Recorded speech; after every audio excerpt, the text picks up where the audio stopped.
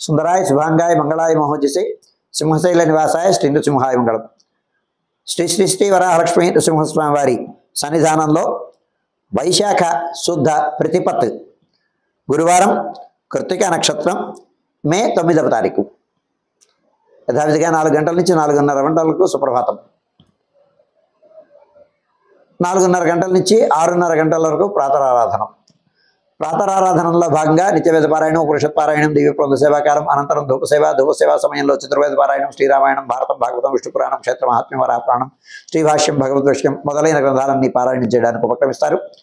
అనంతరం బాలభోగ నివేదనం, అనంతరం అయిన తర్వాత నిత్యహోమం, పరిహరణం అయిన తర్వాత మంగళాశాస్త్రం, చాతుర్వర్గోష్ఠి, తీర్థ వినియోగం అయిన తర్వాత చుట్టు సన్నిధుల్లో మంగళాశాస్త్రం పూర్తి చేసుకున్న తర్వాత రాజభోగ నివేదనం అయిన తర్వాత చుట్టు సన్నిధుల్లో నివేదనం అయిన తర్వాత మంగళ నీరాజనం, చాతుర్వర్గోష్ఠి అయిన తర్వాత సుమారు 6:30 గంటల నుంచి సర్వదర్శనం ఆరంభమవుతుంది.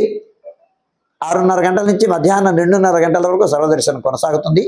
మధ్యాహ్నం 2:30 గంటల నుంచి 3 గంటల వరకు మధ్యాహ్న విరామం. ఈ సమయంలో భక్తుల యొక్క దర్శనములు నిలుపుదల చేయడం జరుగుతుంది. మధ్యాహ్నం 3 గంటల నుంచి సాయంకాలం 6 గంటల వరకు సర్వదర్శనం కొనసాగుతుంది.